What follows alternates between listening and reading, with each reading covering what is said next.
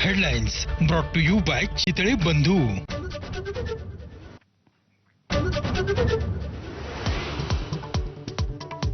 तेलंगणात गेलेली चंद्रपुरातली 14 गावं पुन्हा महाराष्ट्रात समाविष्ट करणार. मुख्यमंत्री फडणवीस यांचे निर्देश. अनेक वर्षांपासून प्रलंबित चंद्रपुरातील सीमा प्रश्न मार्गी.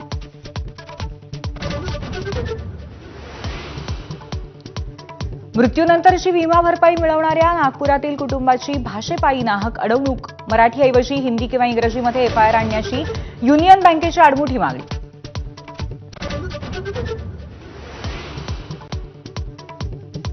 लाडकी बहीण योजनेचा महात्मा फुले जनआरोग्य योजनेला फटका. नांदेडमधील डॉक्टरांचा आरोप. सरकारने रुग्णालयांना पैसेच न दिल्यामुळे थकबाकी कोट्यावधींच्या घरात पोहोचल्याचा दावा.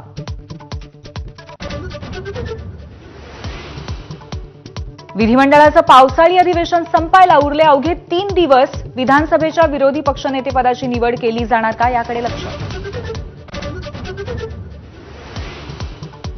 आता राजही सोबत आला आहे. सामनाच्या मुलाखतीत उद्धव ठाकरेंचं वक्तव्य.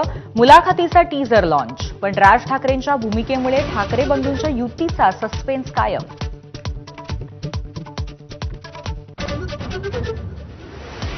शरद पवारांच्या राष्ट्रवादीमध्ये खांदेपालट. अखेर जयंत पाटील पायउतार. शशिकांत शिंदे नवे प्रदेशाध्यक्ष. तर रोहित पवारांनाही लवकरच पक्षात मोठी जबाबदारी मिळणार असल्याची माहिती.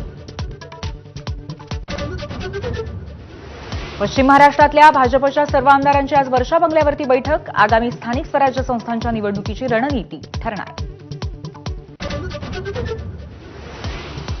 स्वातंत्र्यवीर सावरकरांबाबत राहुल गांधींच्या वक्तव्याविरोधात दाखल याचिका मुंबई हायकोर्टाने फेटाळली.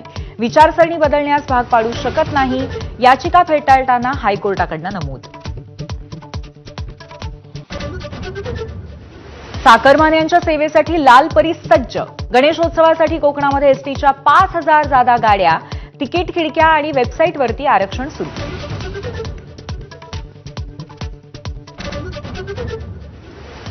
लोकमान्य टिळकांचे पडतू केसरीचे संपादक दीपक टिळक यांचं पुण्यातल्या राहत्या घरी निधन.